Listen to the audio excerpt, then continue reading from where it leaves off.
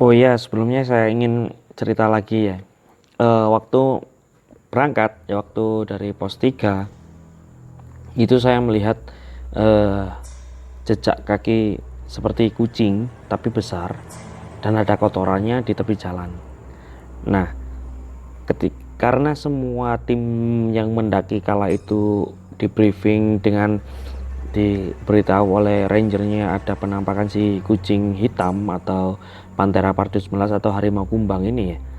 Saya biar mereka nggak ciut nyali daripada mereka nanti mentalnya kena dan pendakiannya jadi morat-marit. Nah, akhirnya saya hapus itu jejaknya pakai sepatu saya injak terus saya geser seret jadi nggak kelihatan, dan akhirnya mereka nggak tahu kalau sebenarnya ada jejak itu di pos 3 mau ke pos 4 itu di tengah-tengah. Nah, pulangnya saya juga kepikiran seperti itu dari tikungan setelah saya di pos 2 tadi, terus saya menuju pos 1, kok aneh gitu loh. Harusnya tikungan yang depan saya ini setelahnya itu pos 1, tapi ketika tikungannya saya lewati, oh masih jauh, ternyata pos 1 itu masih up. Terus saya berpikir seperti ini, kan namanya parno ya, namanya udah takut. Terus saya berpikir dalam hati gini, ini adalah sumpah ini pendakian yang paling berkesan ya menurut saya. Turun berdua di jalur Gunung Mahameru dengan bayang-bayang sosok kucing hitam ya, yang besar itu atau harimau kumbang itu. Menurut saya ini adrenalin sangat terpacu sekali. Saya jadi parno sendiri, saya jadi takut sendiri. Terus akhirnya saya berinisiatif untuk menggarisi treknya itu saya tandai dengan garis. Kan treknya waktu itu kan musim panas ya, jadi agak seperti berdebu begitu. Treknya berdebu, saya garisi pakai sepatu straight agar supaya ketika nanti saya tuh pikiran gini, kok nggak nyampe pos 1 ya, apa jangan-jangan kita diputar-putar gitu. Tapi nggak saya utarakan kepada rekan saya Noval, tidak. Saya pendam sendiri sambil nunduk sambil nyetel musik supaya nggak apa ya, kalau bahasa sini itu sowong, biar nggak sowong gitu, biar ada hiburannya. Jadi saya garis sambil nyetel musik. Terus yang Noval itu sadar kalau saya dingluk terus, apa ya, kalau saya nunduk terus itu Noval sadar. Dia bertanya, "Mas, kok ningluk terus?" gitu katanya. "Kok nunduk terus?" "Oh enggak, saya cari jalan," saya alasan gitu. "Oh enggak, saya ini apa namanya, lagi nandai jalan, kita kesesat apa enggak, terus di sini gimana, apa treknya aman apa enggak gitu loh." Saya waspada, padahal saya itu betul-betul takut sekali menghadap depan, karena yang di depan itu hanya ada semak-semak sama jalur yang gelap gitu loh. Gelap, kita kan pakai senter HP ya, jadi senternya itu kapasitas penerangannya hanya berapa meter, hampir 1 meter kurang lah ya, dan itu sinarnya nyebar, nggak kayak headlamp. Kalau headlamp kan eh, jaraknya jauh 3 meteran kalau nggak salah. Terus dia itu kalau saya salah tolong di komen di bawah ya kalau nggak salah. Terus 3 meter itu jarak jangkauannya si headlamp. Terus dia sinarnya itu ngumpul, beda sama HP. Kalau HP kan sinar senternya itu nyebar, kalau ini ngumpul gitu. Kalau itu kan jelas, jadi kalau ada apa-apa di depan itu kelihatan. Kalau senter HP kan nggak kelihatan kalau udah dekat gitu loh. Saya takutnya si kucing ini atau macan kumbang ini ada di depan gitu, dan kita nggak sempat untuk menghindar atau lari, takutnya seperti itu. Jadi suasana itu begitu mencekam banget. Saya nunduk terus gitu sambil saya ini takut kita ini diputer-puter atau bagaimana, kita ini jalurnya betul apa enggak, kok pos 1 nggak kelihatan gitu. Terus akhirnya nggak lama saya noleh ke depan, kelihatan ada terpal penutup gitu. Terus saya bilang ke Noval, "Loh, kita sudah sampai di pos 1 gitu," kata saya ke Noval gitu. Terus Noval akhirnya lihat depan, terus, "Kita istirahat apa bagaimana Mas?" Karena melihat situasinya pos 1 yang demikian sepi, gelap, menakutkan. Beda kalau sama siang itu pos 1 itu penuh dengan orang, penuh dengan pendaki sama penjual ya. Kalau malam itu serem banget pokoknya. Posnya itu gelap banget. Jadi nggak usah Val, kita lanjut aja, kita Kita itu nggak istirahat, duduk itu nggak. Duduk itu hanya ketika kalau kita papasan sama pendaki dan pendakinya itu rombongan, kita baru duduk, itu istirahat duduknya. Selama kita turun dari Kalimati itu nggak pernah istirahat duduk karena memang lelah, nggak pernah. Jadi karena kita kebut waktu ya, jadi kita terus jalan. Kalau kita lelah, kita hanya berdiri sambil ngos-ngosan, sambil atur nafas itu aja. Terus kalau mau duduk ya nunggu itu tadi, kalau jalannya naik atau turun pendakinya penuh, kita duduk dulu sampai pendakinya kosong, baru kita lanjut dalam kondisi gelap loh ya, peteng, dalam kondisi nggak kelihatan apa-apa seperti itu. Jadi kalau ada pendaki banyak, HP senternya HP ini kita matikan, menghemat baterai, dan supaya nyampe nanti di base camp itu kita tetap ada penerangan. Bayangkan kalau kita semua HP-nya baterainya habis, terus kita treknya masih jauh, dari pos 1 ke base camp itu masih jauh, sekitar kurang lebih 40 menit ya, jalan santai. Atau kalau kita sudah fisik lelah seperti ini, turun dari puncak, dikebut dari Kalimati ke bawah seperti itu ya, otomatis kita akan lebih lambat jalannya kan. Dari situ terus akhirnya kita sampai di pos 1, kita lanjut, nggak istirahat karena memang tadi saya katakan itu agak creepy ya, agak menakutkan. Kita lanjut aja, turun ke bawah. Akhirnya kita itu sampai di tikungan yang saya itu mendengar samar-samar suara begini. Wow. Saya pertama itu awalnya, ini kak suara sepeda motor. Awalnya saya kira itu sepeda motor. Awalnya kok sepeda motor ada di sini gitu. Apa ada pendaki yang atau warga sekitar yang naik pakai sepeda motor? Tapi kok nggak ada cahaya dari bawah gitu loh. Di trek itu kok nggak ada cahaya, kan harusnya kalau sepeda motor ada cahaya, kan nggak mungkin malam-malam naik sepeda nggak ada cahaya, kan pasti kesulitan gitu. Akhirnya berangkat dari situ, saya diem aja sambil saya perhatikan suaranya. Terus si Noval ini bilang, mas ada suara sepeda motor. Oh iya, saya bilang gitu, oh iya itu suara sepeda motor. Saya padahal curiga, jalan raya itu masih jauh di bawah, nggak mungkin, kita belum melewati pos bayangan juga, suara sepeda motor nggak akan terdengar gitu loh. Itu masih baru pos 1. Terus saya semakin teringat-ingat sama kata-katanya rangernya, bahwa penampakan sosok si macan kumbang ini pernah nampak di situ. Aduh, jangan-jangan ini ulah dari si macan kumbang ini gitu loh. Ayo Val, kita harus bergegas, saya bilang gitu. Udah dekat, saya bilang gitu, biar mentalnya nggak kena. Padahal mental saya sendiri ini sudah down gitu loh. Aduh, harus bagaimana kalau tiba-tiba di depan nanti si macan ini muncul terus menghadang kami, gimana gitu loh. Kami nggak punya senjata apapun, belati juga nggak bawa, karena di Mahameru itu nggak boleh di Mahameru itu nggak boleh bawa senjata tajam besar gitu kan, hanya boleh pisau lipat, dan kami itu juga nggak bawa, semuanya kami tinggal di rekan-rekan yang ada di atas di Kalimati tadi untuk kebutuhan mereka masak di malam hari kan gitu. Jadi kami nggak bawa apa-apa kecuali peralatan-peralatannya nggak digunakan gitu loh, nggak ada senjata sama sekali. Saya pikiran seperti itu. Akhirnya kami lanjut. Setelah lanjut kami melihat singkat cerita sih tidak ada apa-apa dengan suara yang tadi ya. Cuma saya kemudian di beberapa waktu berjalan, setelah berjalan beberapa waktu itu saya melihat ada titik-titik cahaya. Loh, kok kampung gitu? Perasaan masih lama. Perasaan tanda saya itu masih lama gitu loh, kampung. Kok ini sudah terlihat? Dan kami sudah nggak memperhatikan muka kucel, kami sudah tidak memperhatikan dingin, kaki saya sakit, sepatu saya karena kekecilan ya, karena saya pakai sepatu itu kekecilan, jadi jari kelingking saya itu sakit. Terus akhirnya Noval berinisiatif untuk mengeluarkan sandal gunungnya buat saya gitu. Awalnya saya itu nggak pakai sepatu, nggak pakai alas kaki lah istilahnya, saya nyeker gitu. Tapi itu justru memperlambat langkah kami, karena apa? Sakit gitu loh, banyak bebatuan yang menusuk di di telapak kaki saya, jadi jalan kami lambat sekali. Terus akhirnya Noval, mas pakai sandal saya aja. Cukup Val, cukup katanya gitu, dicoba aja dulu, ternyata enak gitu loh, pakai sandal itu ternyata enak. Terus akhirnya kami lanjutkan perjalanan sampai menemukan titik-titik cahaya tadi. Wah, kampung Val. Wah iya mas, katanya seperti itu. Kami lega dong dengan kelihatan cahaya seperti itu setelah perjalanan yang menguras adrenalin tadi. Gelap ya kan, dibayang-bayangi oleh si macan Terus belum lagi legenda-legenda penampakannya, konon katanya seperti ini di jalur kami hanya berdua, nggak ketemu pendaki sama sekali. Ternyata ketika kami sampai di tikungan itu, ternyata itu bukan lampu-lampu pendaki, bukan lampu-lampu kampung, itu ternyata lampu-lampu pendaki yang sedang istirahat, yang turun juga di awal tadi sebelum kami. Mereka turun duluan gitu.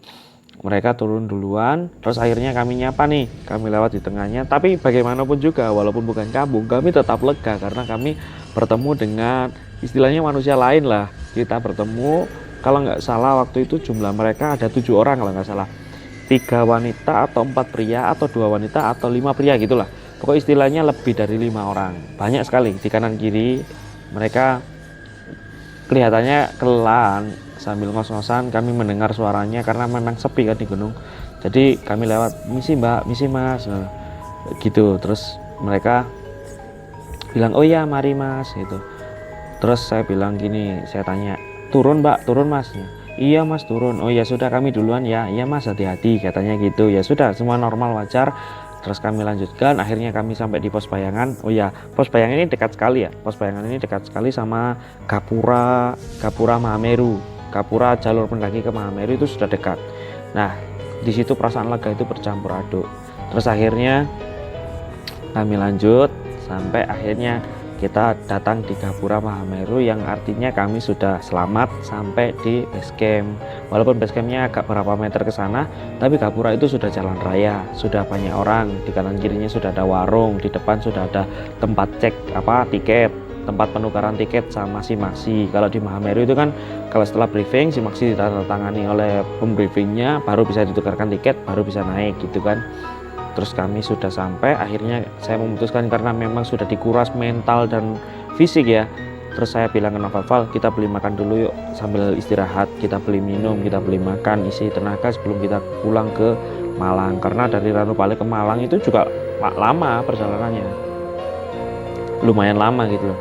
Perjalanan dari Ranupane menuju Malang itu masih sekitar 1,5 jam pakai sepeda motor gitu.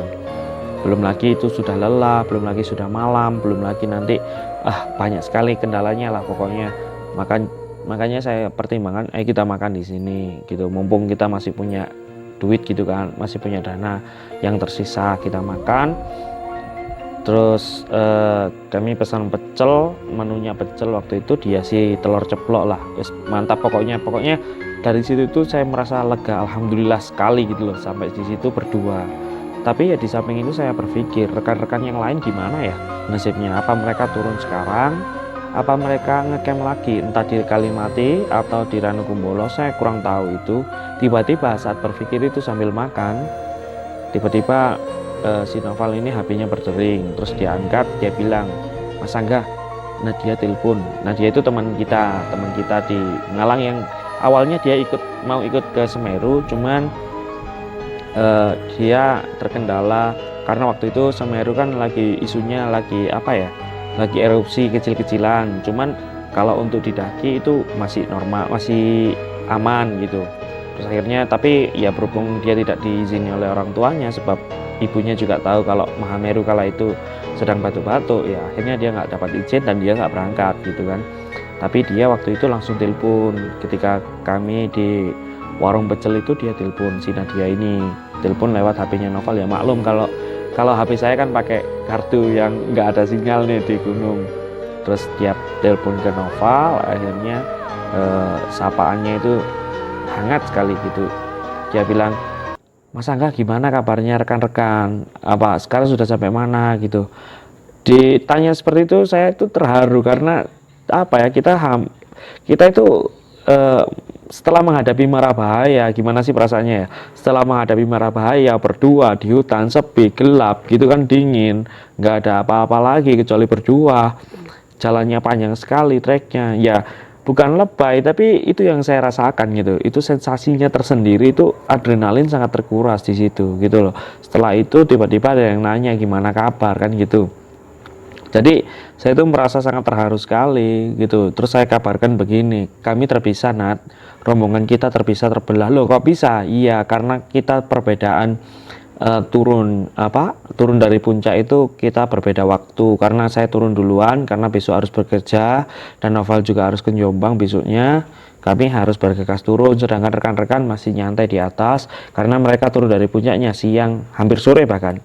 Oh ya sudah, yang penting semua selamat. Oh ya Mas Angga, hati-hati kalau pulang ke Malang karena memang Malang hujan deras gitu. Waktu itu saya mendaki Semeru ini di bulan Juli, itu masih ada hujan gitu loh. Di bulan Juli di Malang hujan, padahal harusnya kan itu musim kemarau ya, tapi di Malang hujan. Tapi ya alhamdulillah kami nyampe di Malang itu jam 12 malam. Ya jam 12 malam. Yaitu penuh perjuangan juga turunnya pakai sepeda motor itu. Noval kan sudah mengantuk, fisiknya sudah nggak kuat ya. Beberapa kali mau nabrak ya, waktu di Pasar Gadang itu kita lewat Pasar Gadang karena dari Tumpang Terapas ya. Terapas kita lewat Pasar Gadang itu sampai dia ketiduran nyetir gitu, ketiduran sampai di depannya itu ada apa ya, orang kulak pindang, ikan pindang itu kan, sama dia mau ditabrak, terus saya pegang ini kan, dia pakai fiction. Jadi kalau bawa carrier dua kan sulit ya, yang dua, yang satunya di dua kita tumpuk di depan saya, sambil saya pegangan bahunya begini agar carriernya nggak jatuh dan saya nggak kebanting ke belakang gitu. Jadi akhirnya ketika si Noval ini saya rasa, loh di depan ada orang mau berhenti kok Noval kok kecepatannya tetap gitu. Akhirnya saya remas pundaknya, Val, saya gitu kan. Ternyata dia tertidur dan dia seketika langsung bangun melihat orang di depannya itu yang berhenti itu, dia kaget juga. Terus akhirnya saya sampai rumah karena rumah saya dekat dengan Pasar Gadang itu kan. Saya sampai rumah terus Noval kamu kuat? Saya tanya gini, kamu kuat yakin pulang ke Tidar? Karena rumahnya Noval kan di Tidar ya, di atas, lebih jauh mungkin dari rumah saya itu sekitar 40 menit kalau nggak salah. Kamu kuat pulang? Kalau nggak kuat nginep sini. Nggak Mas, kuat kok. Oh ya sudah, kalau kuat silahkan tapi hati-hati di jalan gitu. Terus akhirnya kami berpisah di depan rumah saya. Tapi tetap saya ketika mau tidur itu, mau istirahat itu, saya kepikiran rekan-rekannya di sana gimana ya, apa mereka perjalanan turun, apa mereka sudah apa namanya masih berkemah di sana, apa mereka nambah lagi harinya.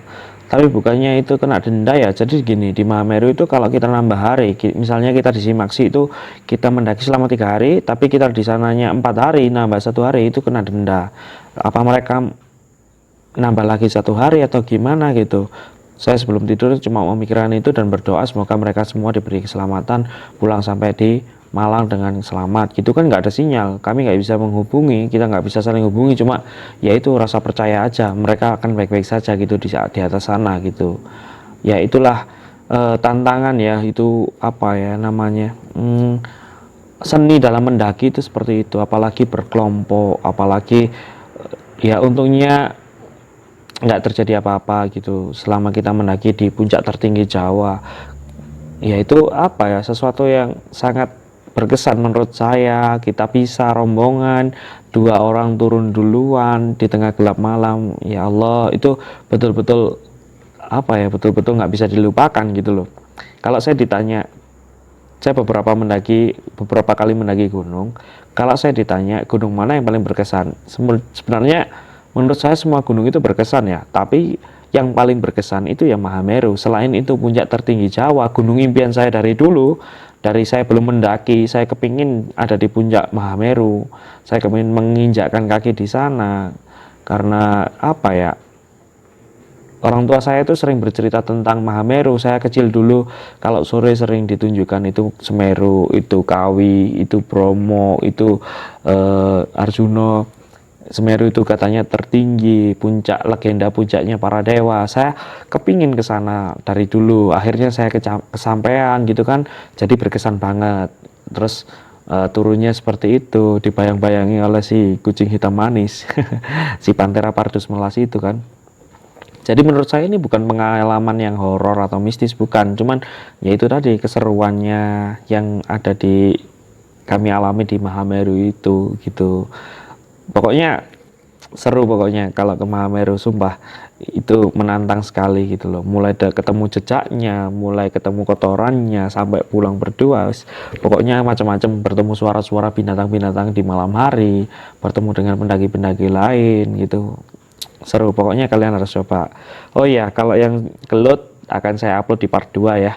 Kalau sekarang saya ceritakan tentang Mahameru dulu. Kalau pengalaman saya di gelut mungkin lebih singkat daripada ini, karena memang tidak terlalu panjang di gelut. Kami hanya 1 hari 1 malam di gelut, dan itu insya Allah saya ceritakan di part 2 ya. Terima kasih telah mengikuti cerita saya. Kalau cerita ini menurut Anda menarik, silakan di like di bawah. Jangan lupa komen kalau ada salah-salah yang saya katakan tadi.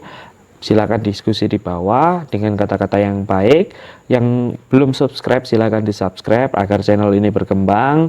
Dan ingat, subscribe itu gratis, tidak dipungut biaya apapun. Terima kasih telah mengikuti video saya sampai video yang kali ini. Semoga kita dipertemukan di video-video selanjutnya yang lebih menarik, lebih menantang, dan lebih scream, lebih creepy. Semoga kita dipertemukan lagi. Terima kasih. Wassalam, sayonara.